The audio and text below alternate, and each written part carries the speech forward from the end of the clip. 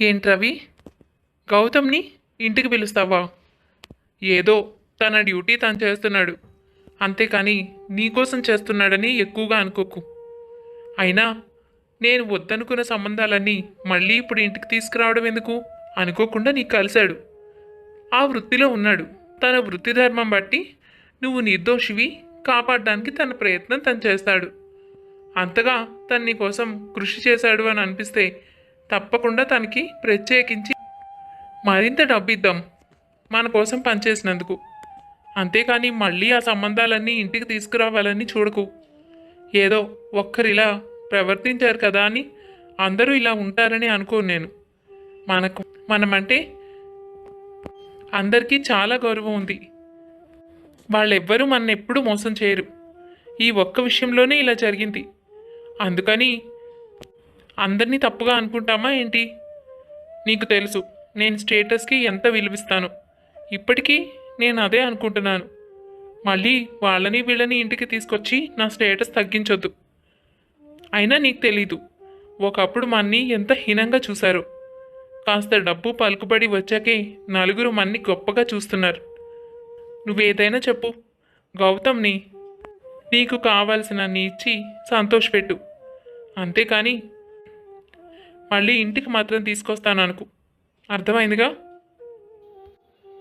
రాజేశ్వరి మాట విని రవి ఆశ్చర్యపోయాడు.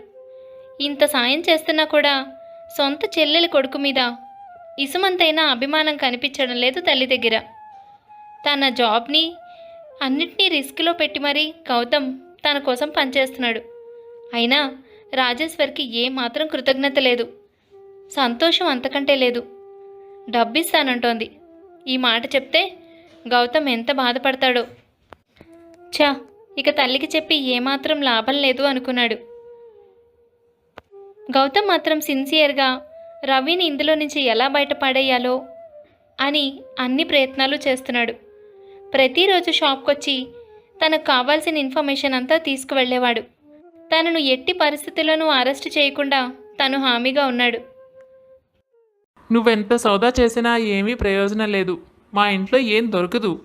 మా అబ్బాయి ఎటువంటి తప్పు చేయలేదు గౌతమ్. నువ్వు మా అబ్బాయిని అపార్థం చేసుకున్నావు. మాకు రవి మీ అన్నయ్య అన్న సంగతి తెలిసింది. రవి గురించని మా అబ్బాయిని ఇరికిద్దామని చూస్తున్నావో ఏంటో నాకేం అర్థం కావడం లేదు. అయినా మీ పెద్దమ్మ మిమ్మల్ని ఎప్పుడైనా దగ్గరికి రానిచ్చిందా? మీకు ₹1 సాయం చేసిందా? తన పరుగు పోతుందని మిమ్మల్ని ఎప్పుడూ దూరం పెడుతూ వచ్చింది కదా. అయినా ఎందుకు వాళ్ళపై అంత అభిమానం? రవి ఈ షాప్కి సంబంధించిందంతా కాజేయాలన్న ఉద్దేశంతో వాటిని దొంగతనం చేశాడు. ఆ విషయం నీకు అర్థం కావట్లేదు. మీ అన్నయ్య చెప్పిందంతా గుడ్డిగా నమ్ముతున్నట్టున్నావు. అయినా నేను నీ మంచి కోరి చెప్తున్నాను, ఈ కేసు నుంచి నువ్వు తప్పుకో. నీకెంత డబ్బు కావాలన్నా చెప్పు, నేను ఇస్తాను. నేను మీ పెద్దమ్మలా కాదు, మంచిదాన్ని.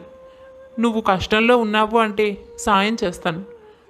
ఈ ఉద్యోగానికి వచ్చే జీతం నీకేం సరిపోతుంది?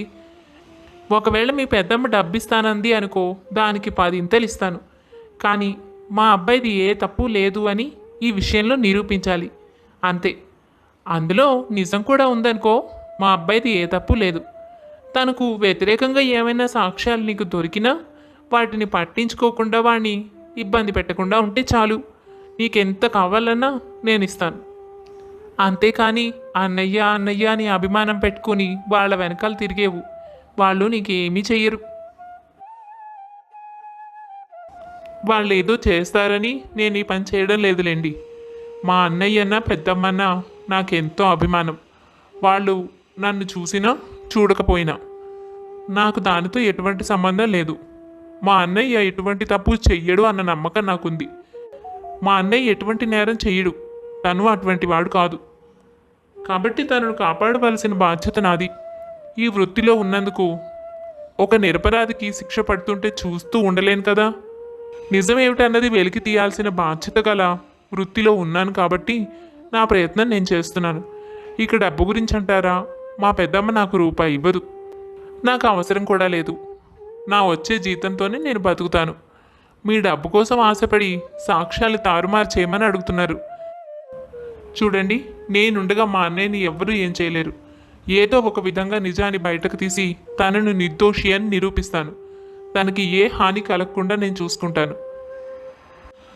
మా కుటుంబాలకు ఉన్న ఇబ్బందుల్ని అవకాశంగా తీసుకొని మీరు మీకు అనుకూలంగా మార్చుకోవడానికి ప్రయత్నిస్తున్నారని నాకు అర్థమవుతోంది.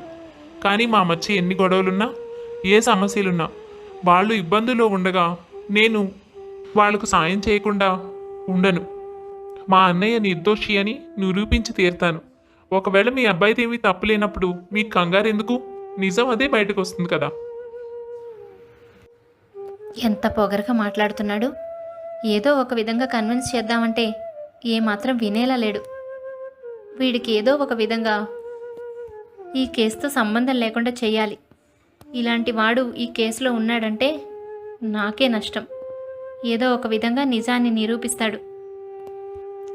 తన ఇన్వెస్టిగేషన్లో భాగంగా మిసెస్ ప్రగతి ఇంటికి వెళ్ళిన గౌతమ్కి ఎదురైన పరిస్థితి ఇది. అయినా తను చాలా ధైర్యంగా నిలబడ్డాడు. అయితే ప్రగతి మాత్రం ఈ విషయం చాలా సీరియస్గా తీసుకుంది. తన కొడుకు ఎక్కడ బయటపడిపోతాడా అన్న కంగారుతో ఏదో ఒక విధంగా గౌతమ్ని ఇరికించాలని నిర్ణయించుకుంది.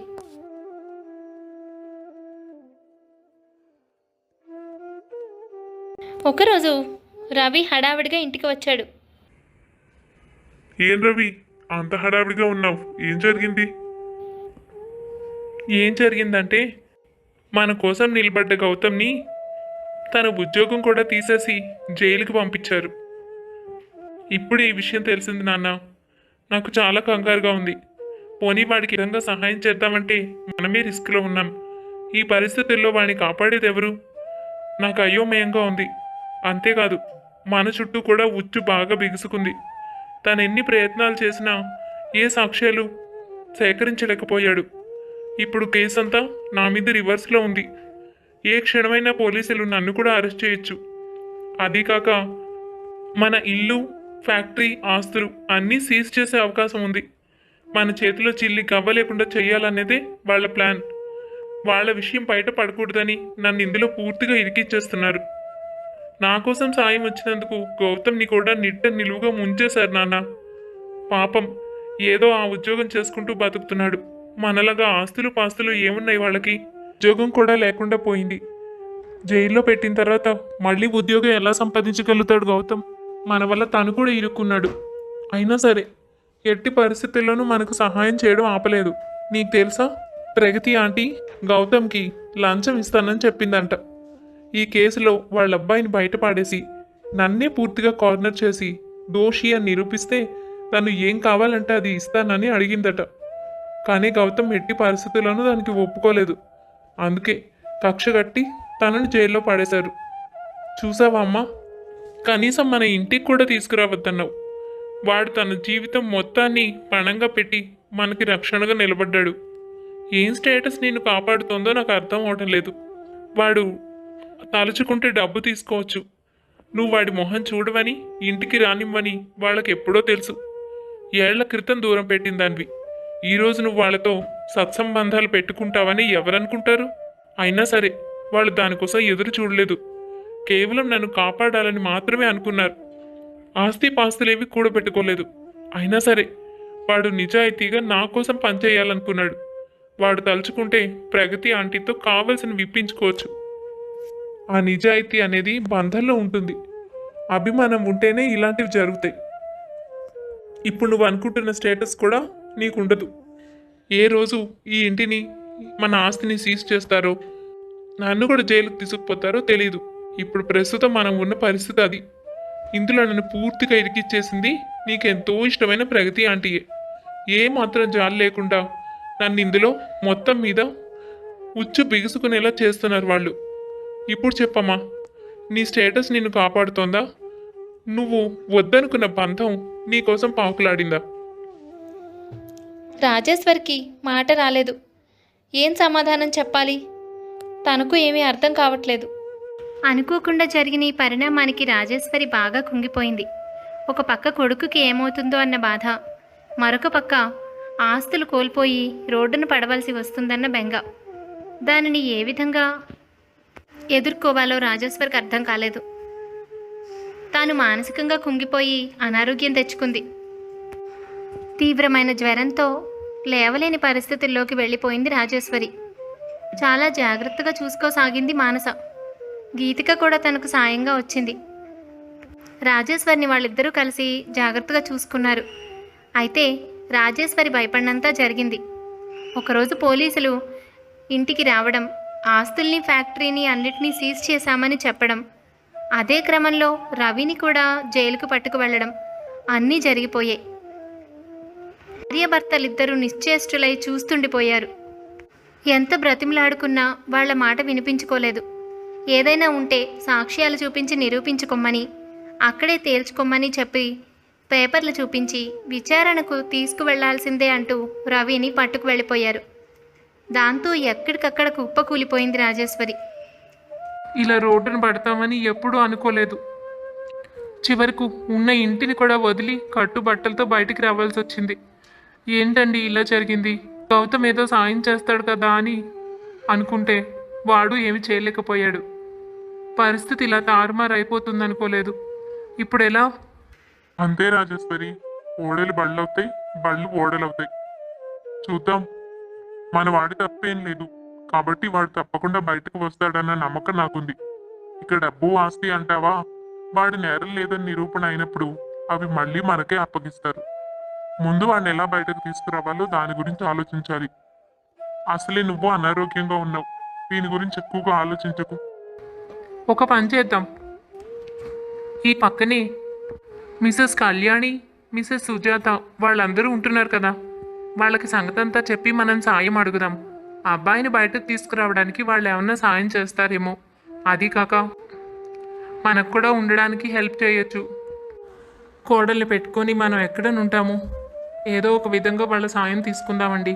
నాకు నమ్మకం ఉంది మనకు ఖచ్చితంగా వాళ్ళు హెల్ప్ చేస్తారు. నాతో ఎంత గౌరవంగా ఉండేవాళ్ళో మీకు గుర్తుంది కదా. నీ ఇష్టం రాజేశ్వరి, అడుగు. అలా రాజేశ్వరి అందరిళ్లకు వెళ్ళి సాయం చేయమని, రవిని బయటకు తీసుకురావడానికి సపోర్ట్ చేయమని అడుగుతుంది. ఎవరు తనతో పెద్దగా మాట్లాడడానికి, సాయం చేయడానికి ఇష్టపడలేదు. ఇంట్లో కూడా రానివ్వలేదు. వాళ్లకు ఏమాత్రం సంబంధం లేదన్నట్టుగానే దూరంగా ఉండిపోయారు. లేనిపోని వంకలు చెప్తూ రాజేశ్వరిని నెమ్మదిగా పంపించేశారు. జరిగిందంతా అర్థమైంది. ఎవరు సాయానికి రాలేదని, సాయం కూడా చెయ్యరన్న విషయం అర్థమైంది. రాజేశ్వరి అవన్నీ చూసి చాలా బాధపడి అవే ఆలోచనలతో రోడ్డు మీదే కళ్ళు తిరిగి పడిపోయింది.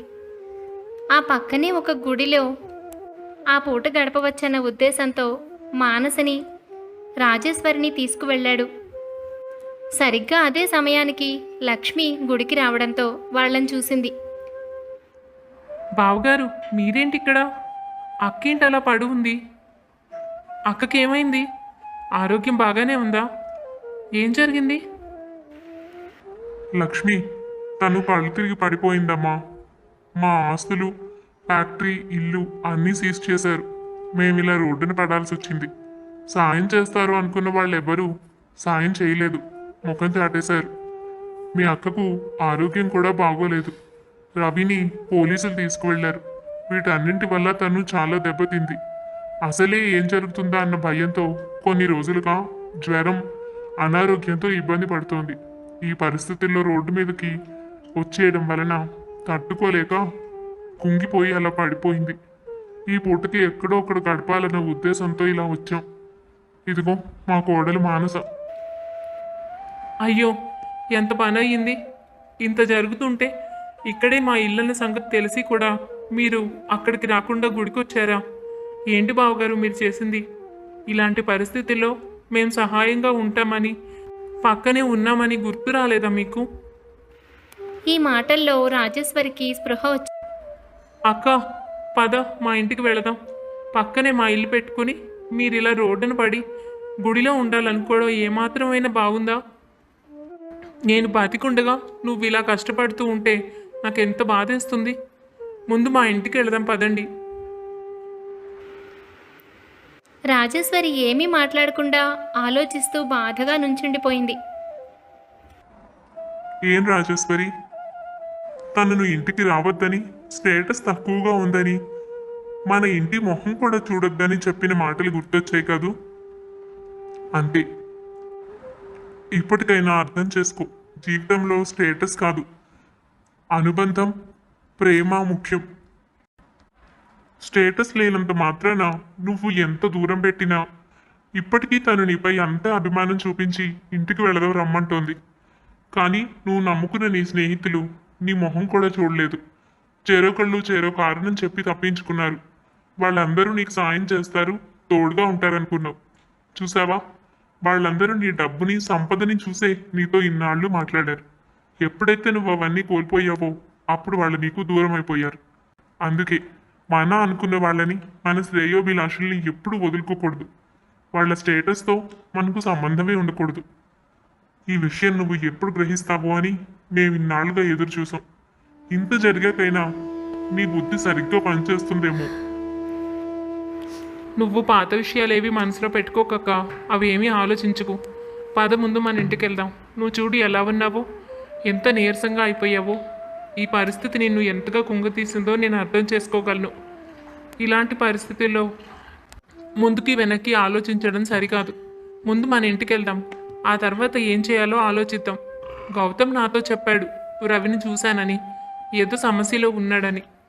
కానీ పరిస్థితి ఇంతవరకు వచ్చిందన్న సంగతి నాకు తెలీదు. ఇంటికి వెళితే గౌతమ్ మనకు ఏదో ఒక సలహా ఇస్తాడు. వాణ్ణి వదలకుండా దీని గురించి ఎంక్వైరీ చేయమంటాను. ముందు మన ఇంటికి వెళ్దాం పదండి. నన్ను క్షమించవే లక్ష్మి, నువ్వెంత మంచిదానివి. ఇప్పుడు కూడా నేను చెప్పాల్సింది నువ్వు చెప్తున్నావు.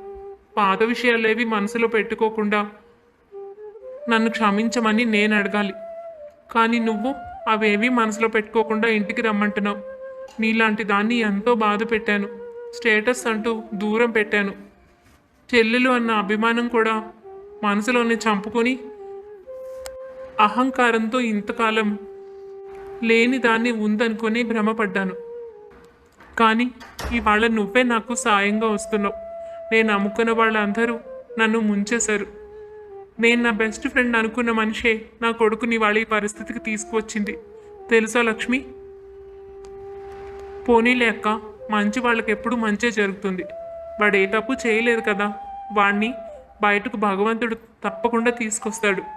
నువ్వు బెంగెట్టుకోకు. ఇంటికి వెళ్ళగానే డాక్టర్ని పిలిపించి ముందు నీకు ట్రీట్మెంట్ చేయిద్దాం. తర్వాత రవిని ఎలా తీసుకురావాలో గౌతమ్తో నేను మాట్లాడతాను.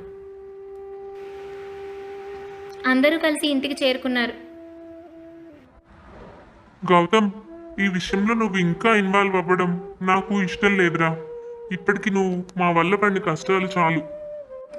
ఇప్పటికే ఉద్యోగం కోల్పోయి నానా అవస్థలు పడ్డావు. మళ్ళీ మళ్ళీ ఇందులో ఇన్వాల్వ్ అయితే నీ కెరియర్కి ఇబ్బంది రావచ్చు. ప్రస్తుతం 3 నెలలు సస్పెండ్ చేశారని విన్నాను.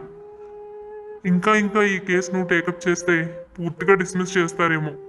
అవతల ఇన్ఫ్లుయెన్స్ చాలా ఉంది. నాకు రవి అంతా చెప్పాడురా. ఈ విషయం నువ్వు వదిలే.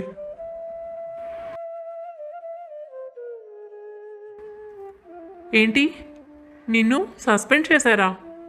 గౌతమ్ నాకు ఈ సంగతే చెప్పలేదు. ఏదో అవస్థ పడుతున్నావని, కేసు కోసం ఎంక్వైరీ చేస్తున్నావని తెలుసు. పగలనక రాత్రనక దాని మీదే వర్క్ చేసావు. అన్నయ్యను ఎలాగోలా బయటకు తీసుకురావాలి అని సాయశక్తిలో శ్రమించావు. కానీ దానివల్ల నిన్ను డిస్మిస్ చేసేదాకా వెళ్ళారని మాకెవరికి ఎందుకు చెప్పలేదురా? అమ్మా నువ్వు ఉండు, నీకు జరిగిందంతా తర్వాత చెప్తాను. ఎవరైతే అన్నయ్య మీద నేరం మోపారో వాళ్ళు నన్ను డబ్బుతో కొనాలని చూశారు.